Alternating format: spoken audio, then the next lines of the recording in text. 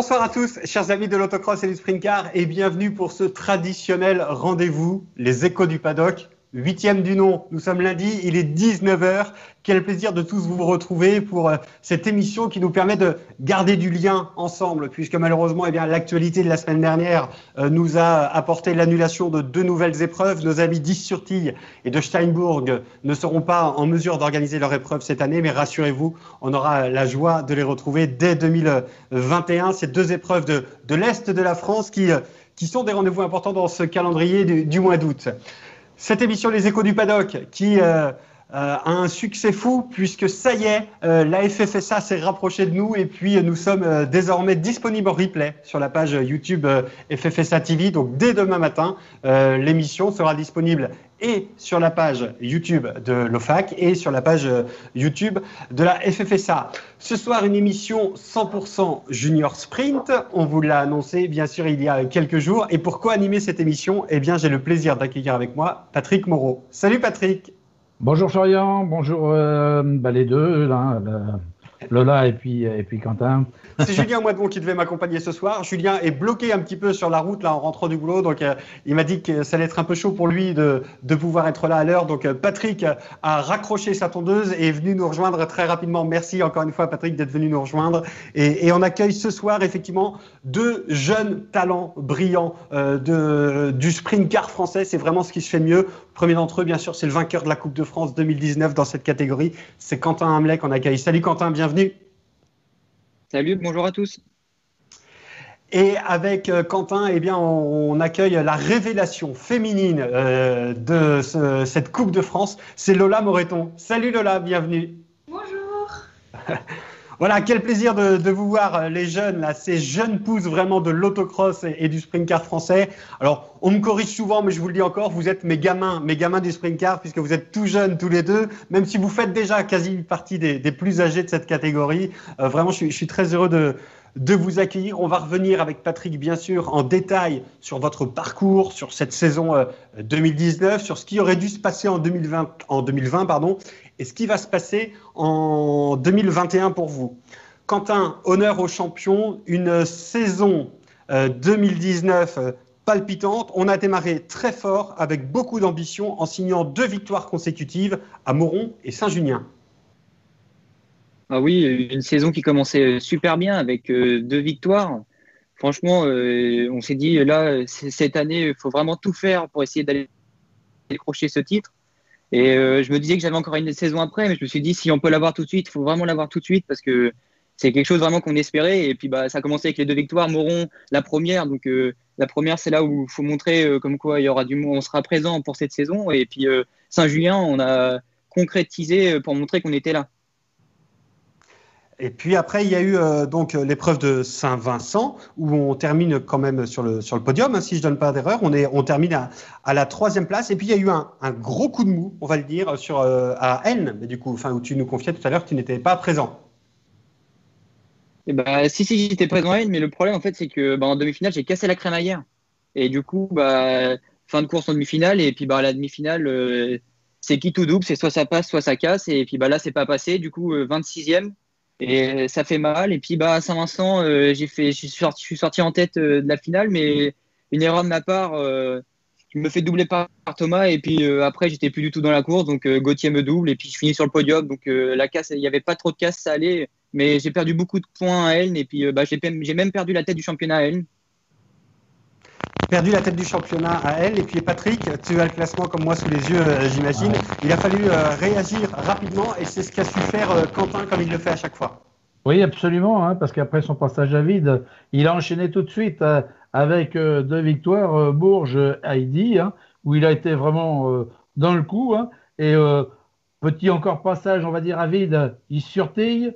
Mais bon, bien ressaisi Stenbourg avec une 3e place et Faleras avec une 2e place, et une 2e place également à Faleras. L'écart au championnat, 551 points pour Quentin. Gauthier, 550. Un petit point, effectivement, ont séparé les deux garçons à cette fin de saison. Une épreuve de Faleras qui, cette année, je crois, a battu tous les records, puisque si ma mémoire est bonne, il n'y avait qu'un titre qui avait été décerné avant l'épreuve de Faleras. Il en restait 8 à distribuer, dont cette catégorie junior sprint, Quentin, où la pression a été à son paroxysme jusqu'au bout. Hein. Ah oui, une grande pression, surtout que Gauthier jouait à domicile, donc on va dire qu'il avait un petit avantage, et puis il a pu rouler la semaine d'avant sur la piste, et puis en plus, je sais qu'au chrono, je lui ai appris quelques points, et après, le samedi, c'est un peu mal déroulé, du coup, je finissais 5e du samedi, et lui, il était 2e, si je dis pas de bêtises, donc je me suis dit, là, ça sent pas trop bon, et j'ai eu une bonne nuit, et puis le dimanche, c'est reparti avec la victoire de la 3e manche, une 2e place en demi-finale, et puis en finale, une 2e place, et de toute façon, le principal était de finir devant Gauthier, donc on était devant Gauthier, c'était le principal, et là, il y a eu c'était merveilleux. On va pas se le cacher, hein, Quentin. Toute la saison, il y a eu beaucoup de tensions hein, entre vous. Hein. Ça a été vraiment un coup toi, un coup moi. On a senti, moi je l'ai vu, je l'ai vécu en direct avec vous sur les podiums. On voyait qu'il y avait énormément de tensions. Bon, maintenant ça y est, c'est tombé, c'est fini, on n'en parle plus. Mais il est clair que tout au long de cette saison, ça a été dur, hein, ça a été très compliqué. Hein. Ah oui, c'était compliqué parce que du coup, on était tous là pour gagner. Donc forcément, il y avait une bonne rivalité qui se faisait. Bon, il y en avait moins avec mon cousin, forcément, c'est mon cousin, donc il y avait moins de rivalité. Mais je sais qu'avec Timo et Gauthier, il y avait une vraie rivalité qui se faisait. Ah oui, ben, là, il est clair qu'on l'a vraiment senti. Hein. Puis alors, ben, vraiment, un point d'écart pour le titre, ça résume tout, quoi. Ça résume la saison. On voit que c'est une saison. Alors, quand on voit le nombre de podiums que tu as fait, on se dit que, ben, quand même, pour finir à un point, il fallait quand même que les poursuivants soient sacrément bons, quand même. Fallait qu'il soit, oui, fallait qu'il soit bon. Et puis après, j'ai eu surtout deux mauvaises manches aussi. Et c'est ça aussi qui m'a foutu un peu plus bas parce qu'en arrivant à Estortil, j'avais pas mal de points d'avance. Et puis, il y a j'ai eu un accident en finale avec un concurrent. Du coup, déjà, j'ai perdu beaucoup de points ici. Et puis après, il est revenu ici. Et si j'ai pas, oui, il avait pris la tête à Steinbourg, donc c'était serré. Et oui, c'était serré. De toute la saison, ça a été serré. De toute façon, je crois que Gauthier, il doit avoir presque autant de podiums que moi, si je dis pas de bêtises. Ouais, donc, quelque chose comme ça, oui. Alors, il est clair, hein, c'est sûr qu'en plus de ça, eh ben, tu as tous les petits copains qui viennent, tous les régionaux, qui eux jouent pas nécessairement le championnat, mais qui viennent se faire leur petit plaisir et qui, eh bien, trouvent vraiment là aussi intéressant de venir se mesurer aux pointures de cette Coupe de France. Et forcément, on se retrouve avec quelquefois des pilotes qui sont là aussi très agressifs.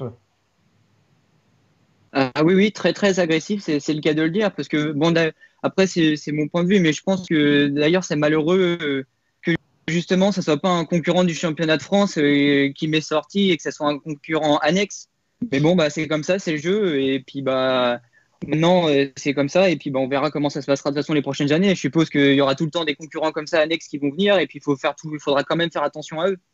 Ah ben, il est clair qu'un championnat, ça se fait comme ça. Hein. C'est ouvert à tout le monde, bien sûr. Ouais.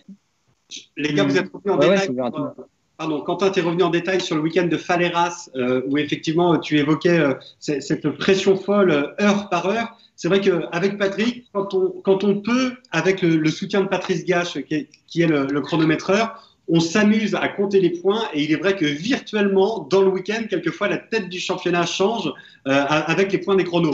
Et je crois que c'est ce qui s'est passé pour toi et Gauthier sur l'épreuve de Faleras. C'est exactement ça, puisque si je dis pas de bêtises, et ben, au chrono, je suis repassé en tête. Du coup, si on prenait le classement des manches du samedi, et ben, il était repassé devant. Et je crois qu'on était égalité au bout des 3 manches. Ou alors il était même encore en tête au bout des 3 manches et tout allait jouer vraiment dans les phases finales. Et c'est dans les phases finales, en gros, qu'il fallait vraiment tout donner pour le décrocher ce titre. Je crois quand même que, en regardant un petit peu là, les résultats, ton épreuve de haine a pas été terrible, mais Gauthier non plus a eu quelques petits soucis lui aussi. Hein. Il a fait un petit peu mieux que toi, mais bon, je vois qu'il met 17 points dans la finale, c'est pas terrible non plus. Hein. Ah oui, de toute façon, il y a tout le monde qui a eu, quand on regarde, sur les 4 premiers, même Timo, à N, il n'a pas été bon. Enfin, il n'a pas été bon, c'est pas qu'il n'a pas été bon, il avait des problèmes mécaniques. Puis même Thomas, lui, par exemple, il a commencé la saison avec une crevaison en finale, alors qu'il était en tête de la finale. Déjà, enfin, quand on regarde, de toute façon, sur les 4 premiers, il y a au moins une course où il y a eu un problème. Absolument, hein, absolument. On voit qu'il y a des garçons qui étaient issus du challenge Korak qui étaient venus. Hein, je pense à Hugo Blachon qui avait bien tiré son épingle du jeu aussi cette journée-là, quoi. Heureusement que c'était des garçons qui étaient un petit peu plus loin dans le classement, qui vous a permis d'arriver quand même pour cette finale de Faleras avec si peu d'écart. Oui, c'était de toute façon, heureusement aussi qu'il y a d'autres personnes qui viennent. Et oui, Hugo Blachon a bien sorti son épingle du jeu à N et a montré qu'il allait être là. Et puis tout le long de la saison, il devait pas être loin du podium. Et puis je pense que dans les saisons à venir, s'il reste en junior sprint, il va être là pour jouer le titre de champion de France. Et oui, il termine 8e, mais lui aussi risque d'être attrapé par la limitation d'âge, malheureusement. Et oui, la limitation d'âge, ce qui va. C'est le problème, mais c'est un mal pour un bien, parce que je me dis aussi qu'il ne faut pas qu'il y ait de personnes trop expérimentées dans la catégorie, parce que comme ça, c'est vraiment une catégorie jeune et on évolue vraiment avec les mêmes personnes. Et puis, au moins, il n'y a pas de souci, parce que je sais que les gens, à partir du moment où on est plus mature, c'est plus facile d'être devant que quelqu'un un peu comme moi qui est moins mature. Et comme ça, on joue vraiment dans la même tranche d'âge, et puis c'est vraiment réglo. Il est clair que ça a été mon combat, ça, quand j'ai demandé en commission à faire baisser la limite d'âge. Hein. Il est clair que passé 18 ans, quand tu as ton permis de conduire, tu n'as plus du tout le même comportement, tu n'as plus du tout la même conduite. Après ça, je pense que je vais le savoir du coup l'année prochaine, là, parce que je vais avoir 18 ans dans 2 semaines, mais je pense que oui, ça doit changer. Et franchement, je pense que c'était vraiment une bonne idée de vraiment mettre une limite d'âge dans cette catégorie. Ouais. Les garçons, vous avez parlé d'Hugo Blachon qui a tourné très souvent autour du podium. Quelqu'un d'autre a tourné souvent autour du podium, mais n'est jamais monté officiellement sur les 3 plus hautes marches. Mais on a eu le plaisir de la retrouver sur toutes les épreuves, sauf à N, sur le podium en tant que meilleure féminine, c'est Lola. Lola, toi, tu es une pilote expérimentée, puisque issue toi aussi d'une famille du sport automobile, on y reviendra aussi avec Quentin tout à l'heure. L'apprentissage de la conduite et du pilotage, c'est fait par le karting pour toi. Oui, c'est ça. J'ai commencé à 6 ans en école de pilotage à Villars. Et puis j'ai été de l'école jusqu'à 9 ans. Et à partir de 9 ans, je suis partie en compétition jusqu'à mes 15 ans. Et à 15 ans, j'ai arrêté. Mais le karting, c'était pas évident parce que j'avais un handicap de taille et de poids par rapport aux autres. Donc forcément, ça m'a pas aidé. Mais après, j'ai appris le principal, les trajectoires propres, les freinages en ligne. Du coup, c'était quand même un gros avantage pour débuter le kart-cross. Ce qui est très intéressant avec toi, Lola, c'est qu'on a vu vraiment que tu as été largement en mesure de venir te battre avec les garçons parce que tu as sacrément tourné autour de ce podium. Et puis, moi, j'avais donné le pari à ton père que pour moi, tu aurais dû être la championne 2020, peut-être dans cette catégorie junior sprint. En tout cas, c'est tout le mal qu'on te souhaitait. Oui, c'est vrai que j'y ai pas tourné loin. J'étais 4e à ma première année à Stenbourg. C'est vrai que j'ai souvent été dans le top 10, aussi dans le top 7 et tout. Mais c'est vrai que j'y suis jamais arrivée. Mais j'essaye, mais c'est pas facile parce qu'ils me laissent pas le choix et heureusement. C'est ça que j'aime aussi. Mais voilà, après ça fait partie du jeu et je vais tout faire pour y arriver. Mais voilà, j'aurai pas l'occasion cette année. Mais... Lola, tu as 17 ans, tu aurais pu cette année partir rouler en sprint girl et pour autant vous aviez fait le choix de rester en junior sprint. Oui, je vais avoir 17 ans en août là, mais c'est vrai que j'ai fait une double monte avec mon frère qui a été très gentil de me prêter son kart. Et voilà, je suis montée dedans, je connaissais pas le kart, j'avais jamais roulé en 600 à part quelques tours à Aix-sur-Tille. Mais c'est vrai que c'est des sensations qui changent et après la junior ça m'a énormément aidée. C'est que je suis arrivée là-bas, il ne fallait pas que je glisse. Les freinages, il fallait bien les faire en ligne. J'ai fait 2e avec le meilleur temps en course. Mais je me suis vraiment bien amusée. Et donc, on a choisi quand même de rester en junior parce que je pense qu'une 3e année, ça aurait bien fixé mon pilotage. J'aurais bien pu intégrer encore de ne pas glisser, les freinages, les vitesses, tout ça. Et parce que ça fait que 3 ans que je roule. Enfin, ça aurait fait 3 ans cette année. Et c'est vrai qu'on aurait pu partir en sprint girl, mais on a fait ce choix-là. Alors, pour autant, le karting et le sprint car sont deux pilotages, j'imagine, complètement différents. Alors, quels ont été les apports du karting dans les courses de sprint car, Lola? Comment est-ce que tu analyses ça? Bah, pour ma première course que j'ai fait en 2017, je crois, vraiment là où j'ai bien retrouvé les sensations du karting, c'est le pas glisser sur les pistes noires et sur un terre. Et vraiment les freinages en ligne, forts, bien en ligne, tourner, accélérer, ça c'est vraiment du karting, c'est vraiment ce que j'ai appris pendant toutes mes années de karting. Et en fait, c'est vraiment ça la base de mon pilotage, c'est vraiment ne pas glisser, être propre. Du coup, c'est un peu les mêmes similitudes. Après, il y a plus de... Lola, sur le nombre de participants en karting, est-ce que vous courez en peloton aussi nombreux qu'en autocross, ou est-ce que vous êtes peut-être plus nombreux ou moins nombreux en karting? Ah non, non, j'ai des souvenirs où on était vraiment, vraiment beaucoup. Par exemple, à l'Oscar Petit et au Kartmag à Varennes, sur Ali, on était vraiment, vraiment beaucoup. Et bah oui, du coup, j'avais la notion du peloton, j'avais la notion de conduire avec beaucoup de monde autour. Mais en karting, c'était vraiment plus impressionnant parce qu'on est plus au ras du sol, il y a plus de gens autour et puis on est moins protégé. Et vraiment, ça, je l'avais déjà intégré, mais c'est vrai qu'en karting, c'était vraiment plus impressionnant et plus ils étaient là, quoi. On sait que dans ta famille, alors bien sûr, maman c'est Magali, il y a papa qui est là, pilote de rallycross et d'autocross lui aussi. Est-ce que le choix du sprint car, c'était une volonté de ta part, ou est-ce que c'était un peu pour suivre la saga familiale, je dirais? Enfin, la question est simple, est-ce que tu préfères le karting ou le sprint car? Voilà la vraie question. Bah, je pourrais pas dire si je préfère vraiment les deux, parce qu'en karting, j'étais vraiment désavantagée par rapport à mon poids. Vraiment, le choix que j'ai fait, c'est moi qui l'ai voulu. C'est moi qui ai bassiné mon père pour avoir un Kamoto, parce que je voulais absolument rouler en Kamoto, et je pense que j'ai fait le bon choix. Vraiment, c'est moi qui l'ai voulu, et j'ai donné la peau à mon père pour en avoir un. Et bien évidemment, après, ils étaient tous derrière moi, mon grand-père, ma mère, mon père, ils ont tout le temps été derrière moi. Et ils m'ont tout le temps apporté de bons conseils. Donc voilà, après, c'était un choix familial aussi, forcément. Mais vraiment, c'était mon choix à la base. Lola, tu viens parler de ta machine, le châssis Kamoto. Qu'est-ce qui en fait sa spécificité? Pourquoi ce châssis Kamoto que tu voulais tant est aussi formidable? Ben, vraiment, il est hyper facile à conduire. Enfin, vraiment, c'est un vélo limite.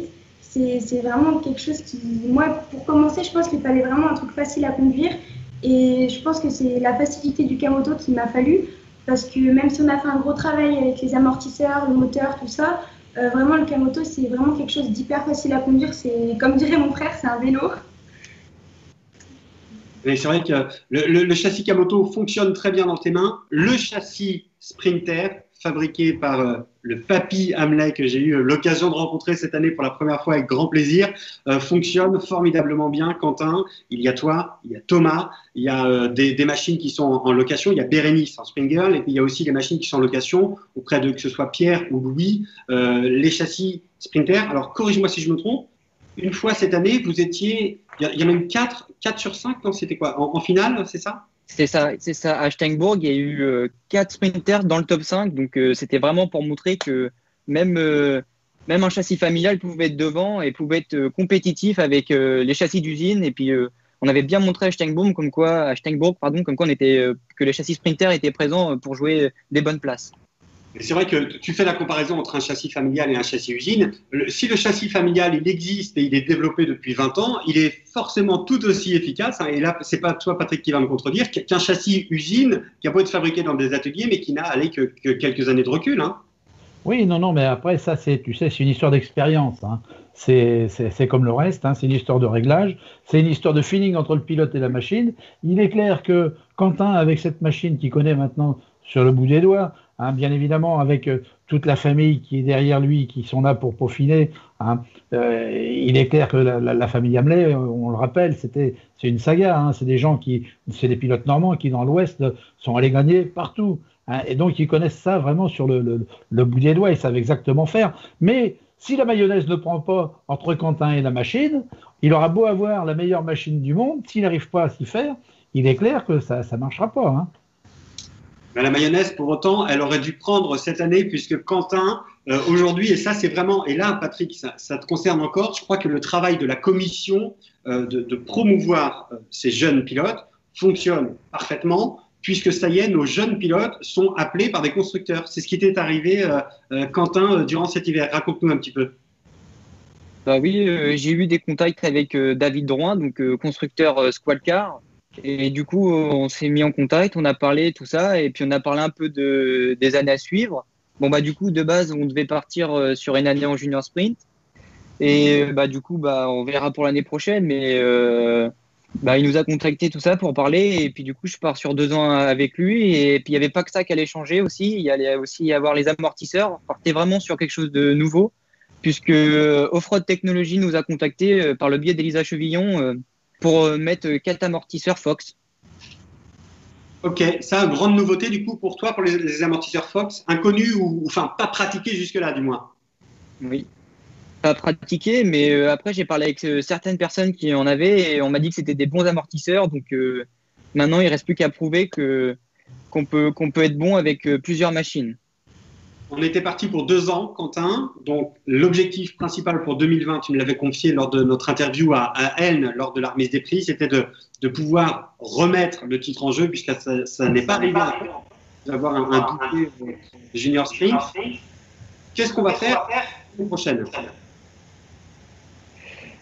Bah déjà pour parler du titre, oui, parce que maintenant avec la limite d'âge, le titre est vraiment compliqué à accès à. Du coup 6 ans pour l'avoir, si on commence vraiment à 12 ans. Et bah du coup pour l'année prochaine, je pense que on va voir, on va essayer. De toute façon, David va me faire essayer plusieurs moteurs différents et on verra sur quoi je suis le plus à l'aise pour l'année prochaine. Alors, mais ce serait quoi? C'est maxi ou super sprint? Ça serait, moi j'opterais plus pour maxi parce que je pense que c'est la suite logique, mais après on verra avec si un petit MT-09 traîne par là. Ok, bah écoute, ce sera l'occasion de tester. Patrick. Oui, Florian, je voudrais revenir un petit peu sur l'histoire d'amortisseurs. Là aussi, hein, c'est comme les machines, il n'y a pas de mauvais amortisseurs. Tous les amortisseurs sont bons. Après, c'est une facilité de réglage et une capacité avec le technicien qui assure la maintenance des amortisseurs, qui discute avec le pilote du ressenti du pilote, ce que souhaite le pilote. Il est clair que tous sont bons, que ce soit P2S, que ce soit vraiment tous, il n'y a vraiment aucun problème. La qualité du suivi, on va dire, sur les pistes, peut-être fait la différence. Et puis, certains préfèrent être avec EMC, d'autres avec les Fox, d'autres avec... on peut tous les citer, c'est clair. Hein. Il y a même des amortisseurs qui sont complètement... je pense à comment vous parliez tout à l'heure du petit... sur le GS... comment ça s'appelle le petit pilote du Korak... pardon. Sur le châssis GRX2? Oui.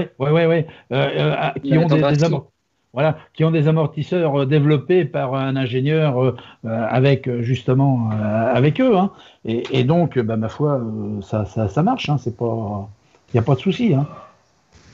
Effectivement, je crois que tous les amortisseurs, c'est-à-dire qu'on est devenu une discipline de pointe et effectivement, les constructeurs d'amortisseurs en ont bien pris conscience et travaillent tous d'arrache-pied sur le réglage de leurs amortisseurs. Ce qui est important aussi souvent, c'est quand même la capacité du pilote à pouvoir analyser ce qui se passe sur la piste. Voilà, c'est ça. Et retransmettre, parce que ça, j'ai eu l'occasion de discuter longuement avec des pilotes ou des équipementiers, et ils me disaient qu'effectivement, la difficulté qu'ils pouvaient rencontrer quelquefois, c'est d'avoir des pilotes qui avaient du mal à expliquer avec des mots ce qu'ils ressentaient sur la piste, et ça, ce sont des éléments importants. Je pense que Quentin et Lola, je te vois hocher la tête, il est important de pouvoir, quand on descend de la machine, pouvoir expliquer à ton papa ou à ton frère ce qui va pas, pour que eux puissent tout de suite traduire ça immédiatement en réglage sur la machine. Lola, c'est comme ça que tu fonctionnes. Moi... En descendant de la machine, pouvoir expliquer tout de suite à ton papa ou à Axel ce qui va, ce qui ne va pas sur la machine pour qu'ils soient capables de la régler aux petits oignons. Oui, voilà, ça je pense que c'est une grosse part du boulot que je dois fournir en tant que pilote. C'est vraiment, depuis toute petite, mon papa il m'a appris à faire ça. Il m'a appris le ressenti que je devais ressentir. Il m'a appris comment régler. Vraiment, à chaque fois que je sors du kart, il me dit alors Lola, qu'est-ce qui allait pas? Même lui de l'extérieur, il arrive à voir maintenant, tellement on a l'habitude de travailler ensemble, comment ça se comportait, comment j'étais à l'aise ou pas. Et clairement, c'est une grosse part que je dois fournir. Et mon père et moi, on a fait un gros travail sur les amortisseurs avec P2S aussi. Et ça, franchement, c'est quelque chose qui m'a appris et je suis très reconnaissante parce que je suis capable maintenant de dire ce qui va et ce qui ne va pas. Quentin, c'est aussi un boulot que vous faites dans le team Hamlet. J'ai eu l'occasion de passer chez vous quelques fois cette année. On voit bien que dès qu'un des gamins arrive, tous les papas qui sont là pour tous vous accompagner, à chaque fois sont mobilisés pour s'assurer que tout aille bien et le ressenti des machines. Et très vite, c'est le bal des clés à molette pour régler tout ça. Oui, c'est ça. Dès qu'on sort, que ce soit moi, Thomas ou Bérénice, on est là directement. S'il y a un problème qu'on a ressenti sur la machine, il faut le dire tout de suite. Comme ça, on peut régler le problème pour la prochaine manche. Parce que le biais d'être devant aussi, si on n'est pas à l'aise avec la machine, on n'arrivera jamais à être devant. Donc, c'est ça aussi qui fait beaucoup de choses. Une question que se posent beaucoup de téléspectateurs, j'imagine, qui nous regardent, c'est est-ce que oui ou non, vous êtes vous aussi la semaine dans l'atelier ou est-ce que vous laissez faire et vous êtes uniquement des pilotes? Chacun votre tour. Lola, je t'écoute pour la réponse. Moi, ça dépend vraiment. Ça dépend en fonction de l'école aussi beaucoup, puisque j'ai pas beaucoup de temps. Mais sinon, à chaque fois qu'ils m'appellent, je viens direct. Mais vraiment, c'est l'école avant et après, je descends. D'accord, ok. Quentin, toi, tu travailles sur la machine? Moi, personnellement, non. À part nettoyer la carrosserie, c'est le seul truc que je fais parce qu'après, c'est technique et vaut mieux pas faire de bêtises. Et puis, au moins, vaut mieux laisser les connaisseurs. Après, on essaye de regarder pour apprendre pour plus tard, parce qu'au bout d'un moment, il faudra bien se débrouiller tout seul. Donc... Non, mais c'est vrai que c'est intéressant et puis inutile de se mettre en danger quand on a des techniciens et des experts. On en parlait juste avant le début de ce live avec Didier Rodrigue qui organise la technique de ce live. Là encore, on s'est dit qu'il était inutile pour nous de s'embarquer dans des choses qu'on ne connaissait pas. Patrick, moi, je voudrais que tu nous parles un petit peu, puisqu'on le sait, tu es speaker officiel du championnat de la Coupe de France pour l'OFAC. Tu es également membre de la commission autocross et sprint car auprès de la Fédération française de sport automobile. Et c'est vraiment ton travail et le travail des membres de la commission qui ont permis de mettre cette catégorie sur pied, de valoriser vraiment ces jeunes pilotes qui font un boulot extraordinaire. Alors, il est clair que le travail n'a pas été très, très compliqué. Il y a une telle demande. Et puis, si tu veux, c'est tellement valorisant d'avoir des gamins et puis de les voir comme ça s'intéresser à cette mécanique. Et je te promets que les gamins, quand ils sont, c'est fédérateur, hein, quand ils sont en train de bricoler sur le kart, en train de s'entraîner, combien des parents nous disent, pendant qu'ils sont là, ils ne sont pas en train de traîner en mobilette, aller faire des bêtises. Hein. Ça, c'est évident. Et puis, si tu veux, les résultats scolaires suivent avec. Hein. C'est un petit peu, si tu veux, la carotte. Hein. On a connu ça. Le pilote qui était, ça marchait pas trop bien à l'école. Eh ben écoute, puisque ça marche pas trop bien à l'école, tu seras privé de l'épreuve. Hein. Je pense à un certain Geoffrey C, qui était chez lui, hein, à Heidi, hein, était venu comme ça, et puis il était malheureux, je peux te dire, mais alors malheureux comme les pierres, hein, parce qu'il regardait les copains courir, et puis lui, ma foi, il était privé parce que l'école, ça marchait pas. T'inquiète pas, hein. La fois d'après, la moyenne tout de suite, hop, c'est remonté. En tout cas, il y a une vraie volonté des instances dirigeantes, oui. On parle souvent de favoriser cette discipline pour les jeunes, parce que Lola nous a parlé du karting où on commence effectivement extrêmement jeune. Alors je voudrais pas lancer des paris fous, mais je pense qu'après le karting, on doit certainement être la deuxième discipline où on commence les plus jeunes. Hein. Ah ben il est clair, hein, c'est sûr. Bon, alors en karting, hein, Lola nous l'expliquait, ils commencent, c'est des épreuves d'entraînement, tu sais, ils sont vraiment, ils s'amusent, et puis petit à petit, ça monte en pression. Mais moi, je vous invite, hein, si un jour vous avez comme ça un petit week-end, qu'il y a une épreuve de karting, je vous assure, allez voir une épreuve de karting. C'est hyper spectaculaire, hein, ça marche très très très vite. Hein. Et alors je sais plus, je suis plus trop maintenant, mais il était un temps, il y avait des super karts des 250 et c'était des avions de chasse. Hein. Je peux t'assurer, c'était des gros karts qui étaient carénés, c'était vraiment spectaculaire. Alors vraiment, si vous avez l'occasion, allez y faire un tour. Mais il est clair que le travail de la commission, c'est alors des côtés faciles. Et puis d'autre côté, un petit peu plus compliqué. Hein. Alors, le côté plus compliqué, c'est la réglementation, si tu veux. Hein. Quand on impose des choses, quand on limite, quand on demande à limiter, hein, il est clair que cette année, on se retrouvait avec une limitation du nombre de pilotes. Il est clair que, à un moment, les meetings ne sont pas extensibles à l'infini. On ne peut pas commencer le samedi matin à 8 heures, à peine 8 heures pour les premiers contrôles administratifs, jusqu'au dimanche soir. Ça devenait vraiment trop pesant, on avait vraiment trop de monde, et puis pour les histoires de sécurité sur le parc aussi, ça devenait un petit peu compliqué. Donc, hein, on nous a demandé de réduire un petit peu on va dire, le nombre de participants. Et là, c'est clair que c'est le côté un petit peu moins, on va dire, moins intéressant. Enfin, moins intéressant, c'est pas moins intéressant parce que on sent que ça progresse quand même. Mais c'est clair qu'il y a de l'animosité. Hein. Les gens nous en veulent un peu, ils disent pourquoi. Mais je pense qu'il faut se faire une raison. On peut pas arriver dans un championnat d'élite. On peut pas débarquer comme ça. C'est pas, pour moi, c'est pas possible. Hein. Il est clair que les courses club. Alors vous allez me dire, oui, d'accord, c'est le discours fédéral. Ben oui, mais si c'est le discours fédéral, il y a une raison. C'est les courses club. Ensuite, après, vous avez les challenges et après, vous avez le championnat ou la coupe. Et c'est le chemin logique pour pouvoir monter comme ça. On aura, Patrick, l'occasion d'y revenir effectivement sur une émission qu'on va faire avec les institutionnels, voilà, qui nous parleront un petit peu de tout ça, de la réglementation. Quentin, on était ensemble au Théâtre du Châtelet à Paris pour la remise des prix en décembre dernier. Et effectivement, on a pu voir ces jeunes enfants du karting là, monter sur scène, où vraiment il y a de tout jeunes gamins. Et pour autant, ce n'est pas le choix que tu as fait, toi, Quentin. Toi, ta première expérience de pilote automobile, ça a été le sprint car et la junior sprint. Oui, c'est ça. Moi, avant, j'étais en train de regarder les courses d'autocross. Et puis, avec mon oncle qui a été champion de France, forcément, ça donnait envie. Et il fallait attendre 12 ans. Bon, j'ai commencé à 13 ans, mais il fallait attendre l'âge pour rouler. Et puis, j'ai rien fait avant. On est vraiment commencé là-dedans. Mais bon, je pense qu'avec un peu de karting ou même de la motocross juste avant, on aurait aidé un peu plus pour les points de freinage, pour le stress, pour plusieurs choses. On a un plus grand temps d'adaptation quand on commence comme ça, je pense. Effectivement, mais c'est vrai que vous roulez dans des machines très particulières, hein, c'est-à-dire que ça fait énormément de bruit. Hein, vraiment, si un jour vous avez l'occasion de monter dans une machine, dans un sprint car ou dans un buggy, c'est très impressionnant. Il y a le vent, il y a la poussière, il y a les projections. C'est très très compliqué. Donc, et puis, on est tout de suite lancé en meute. Hein, on est 15 au départ, donc c'est toujours très impressionnant. Mais en tout cas, vous êtes des jeunes gens courageux de pouvoir faire cette discipline, parce que c'est vrai qu'aller à 12-13 ans se lancer comme ça au milieu des autres, c'est toujours quelque chose d'impressionnant. Moi, je voulais avoir votre avis, Lola et Quentin, sur la limitation de l'âge, puisqu'il y a encore quelques années, on pouvait rouler encore un petit peu plus vieux dans cette catégorie-là. Là encore, il y a eu un travail de fait pour diminuer l'âge. Quel est votre ressenti par rapport à ça? Alors toi, Quentin, ta réponse elle va être un peu biaisée parce qu'effectivement, il y aura malheureusement la saison 2020 te permet pas de tenir tes projets. Mais globalement, quel est ce ressenti sur cette limite d'âge maximum? Pour moi, vraiment, comme je disais tout à l'heure, c'est vraiment une bonne idée parce que comme c'est vraiment une histoire de maturité. Moi, je sais même que d'ailleurs, en 2 ans de temps, en maturité, j'ai vachement évolué et c'est vachement vu sur mon pilotage, sur ma façon de réfléchir. Et je pense qu'il fallait pas aller au-delà de 18 ans. Comme ça, au moins, c'est vraiment une catégorie jeune. Et on est vraiment tous à peu près, du coup, dans la même mentalité. Et on n'est pas, parce que je pense qu'un pilote plus expérimenté qu'à 20 ans n'aura pas la même notion du risque, par exemple, qu'un jeune de 12 ans, 13 ans, 14 ans.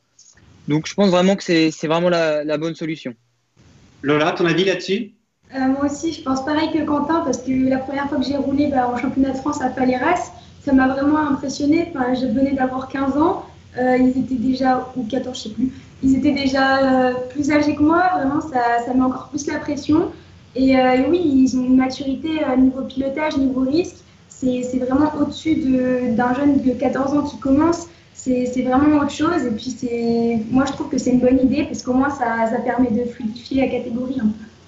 C'est vrai que ça permet d'avoir un turnover et des pilotes qui restent moins longtemps dans cette catégorie. Est-ce que pour autant, j'aimerais avoir votre avis sur l'utilité, la dangerosité de créer une catégorie extra junior pour les tout petits, comme on peut le voir par exemple en République tchèque? Quel est votre avis là-dessus? Est-ce que dans nos rêves les plus fous, on ne serait pas capable de faire une catégorie 8-12 ans par exemple pour les plus jeunes? Est-ce que si ça existait, est-ce que vous y seriez allé? Est-ce que vos parents vous auraient mis si jeunes sur la Terre, par exemple? Pour moi, je pense que moi, personnellement, je ne suis pas sûr que ce soit vraiment une bonne idée parce que, comme je disais tout à l'heure, par rapport à la mentalité et tout ça, ils n'ont pas vraiment la notion du risque et ça, je pense que ça peut être dangereux. Après, je pense que la vitesse diminue, donc forcément. Mais moi, je sais que j'aurais pas pu être dedans parce que Jack, maman, elle était compliquée pour que j'aille en cross-car. Alors là, pour être encore plus petit, là, ça aurait été compliqué. Lola, toi, tu as commencé très jeune en karting. Est-ce que tu aurais commencé au même âge sur la Terre? J'ai commencé donc, pour mon anniversaire des 6 ans. je pense que si c'est encadré comme les écoles de pilotage en karting, ça peut être vraiment une bonne idée. Moi, je sais que j'y allais tous les mercredis après-midi.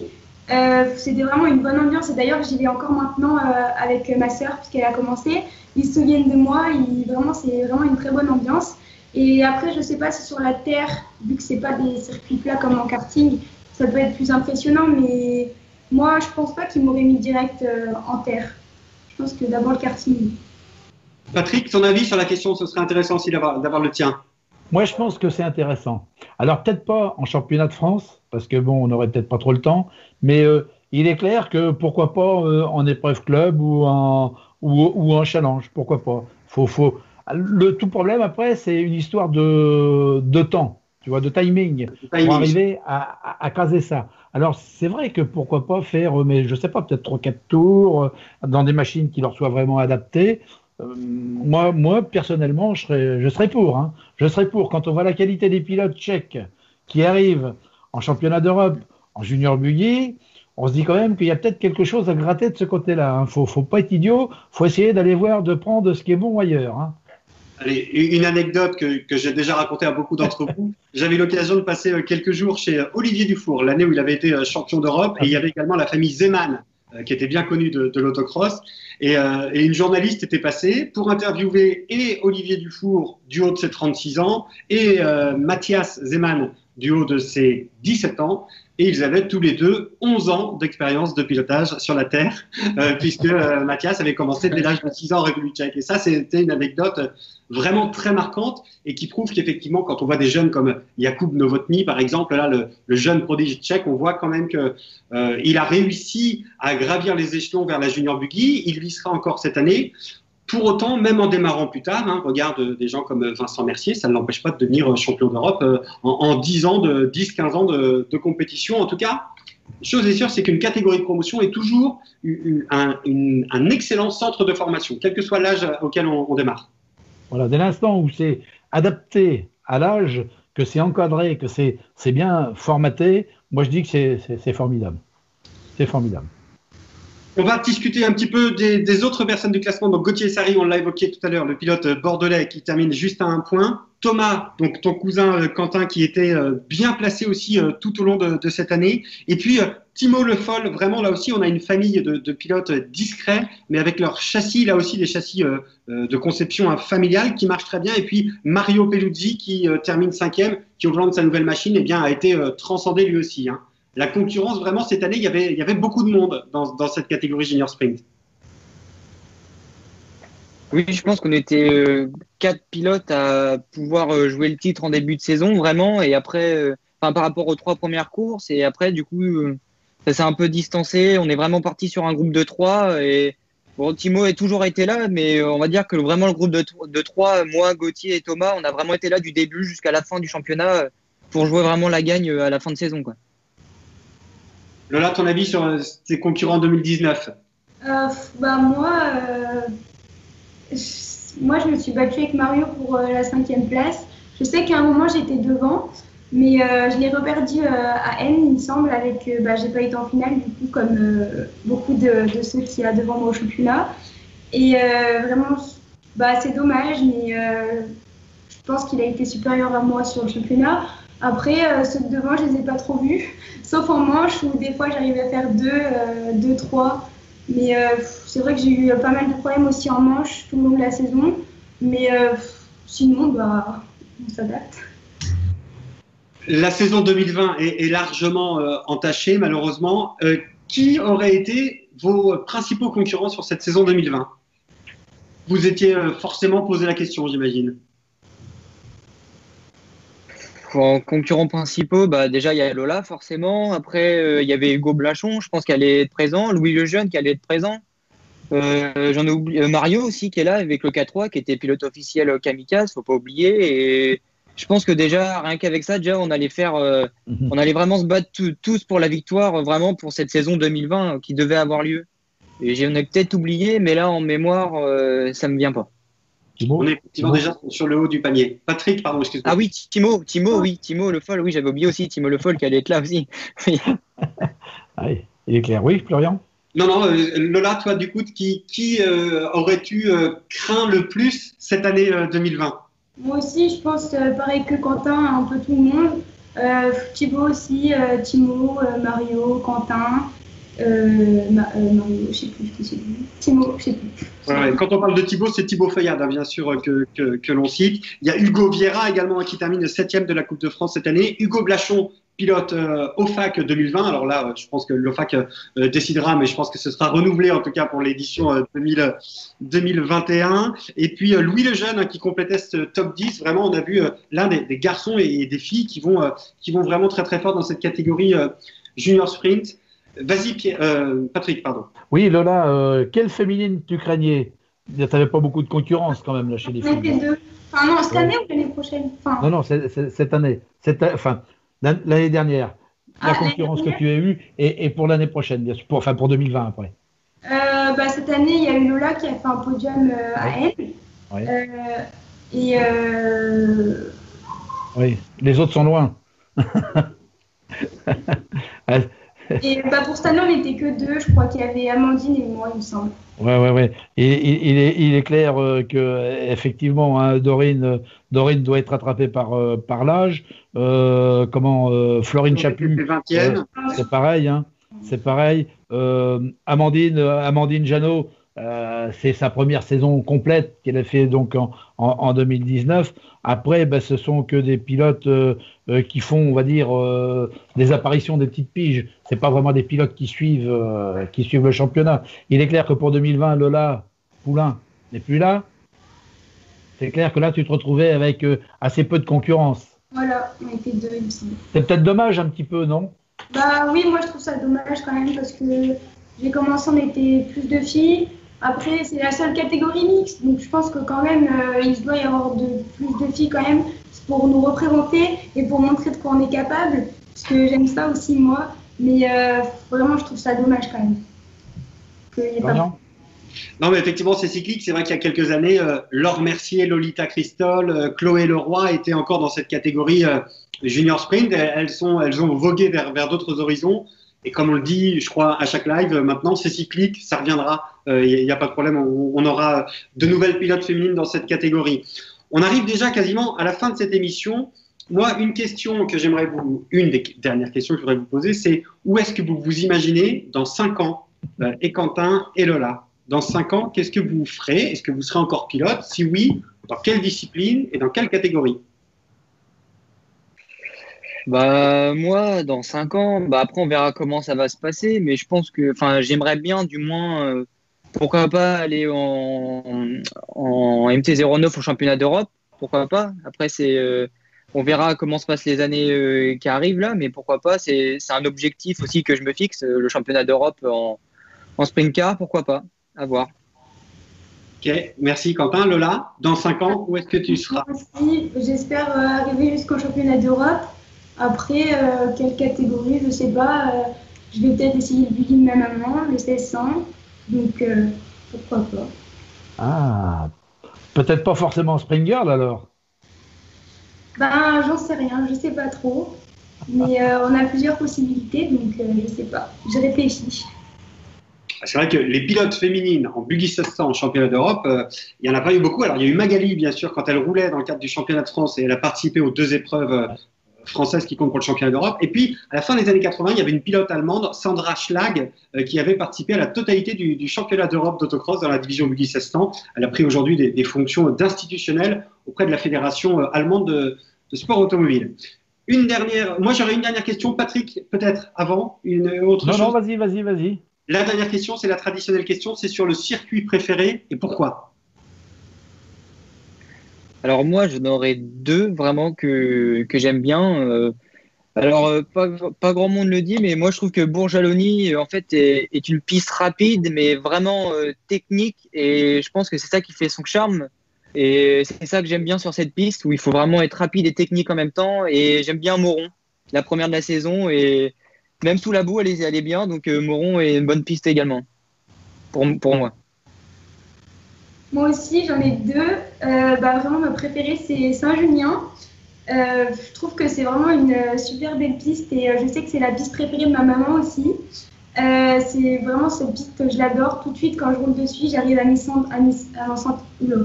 sentir bien. Et vraiment, et puis Faleras aussi, puisque c'est que du goudron et je retrouve vraiment ma sensation de karting et vraiment, c'est 2 pistes que j'adore. Ok, merci pour vos réponses. Patrick, est-ce que tu as un mot pour conclure, pour nous parler de cette division junior sprint qui nous régale, c'est vrai, tous les week-ends et qui fait la fierté du championnat de la Coupe de France d'autocross et de sprint car. Tu as tout résumé. Quelle fierté d'avoir des gamins comme ça, tu vois, moins de 18 ans, l'esprit, ils ont déjà, tu as vu, ça part pas dans tous les sens, hein. Ils sont vraiment posés, ils savent vraiment ce qu'ils veulent. Tu vois, quand on leur parle de pistes, ils ne te répondent pas « Ah ben moi, je préfère l'ambiance d'Heidi le samedi soir ». Non, c'est clair qu'on est là pour gagner. On s'éparpille pas. Hein. C'est le samedi soir, bon, on va voir un petit peu les copains, mais on se couche de bonne heure de manière à être en forme. Moi, je dis, c'est formidable. On est vraiment beaucoup, vraiment. On a de la chance d'avoir un championnat comme celui-là, vraiment. Effectivement, avec des pépites que l'on retrouve tous les ans, avec toujours d'excellentes surprises, et puis des jeunes comme les 2 qu'on a à l'écran qui continuent de progresser et de crever l'écran à chaque fois. Et qui nous surprennent en vieillissant, en mûrissant. Hein, regarde encore Vincent Mercier. C'est formidable. Ce gamin, quand il a été vainqueur de la Coupe de France il y a quelques années avec le châssis Raptor, les châssis à Thierry Berg, regarde où il en est rendu. C'est vraiment formidable. Et je parle de Vincent, mais il n'y a pas que lui, il y a Johnny, il y a Florentin Fadi, ils sont tous. Non.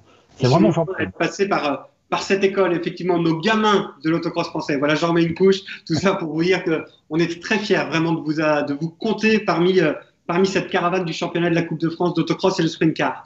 Voilà, c'est la fin de ce live, 45 minutes d'émission. Le temps passe vite quand on est en bonne compagnie.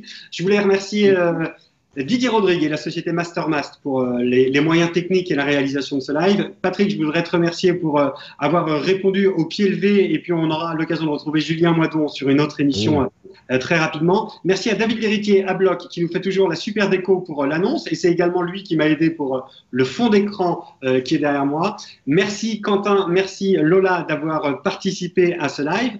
Vous qui nous suivez sur la page YouTube, il vous suffit de cliquer sur le bouton j'aime pour vous abonner et recevoir les notifications pour savoir lorsque l'on sera en direct. Dès demain, je vous rappelle que l'émission sera disponible en replay sur la page YouTube de la FFSA. Et quant à moi, je passe un petit message personnel pour adresser un grand coucou à Leslie et Lénie qui nous suivent en live, que Patrick, tu as l'habitude de retrouver normalement dans la tour quelquefois à nos côtés. Je vous embrasse tous bien fort. Je vous dis à lundi prochain pour une prochaine émission. Salut à tous, portez-vous bien.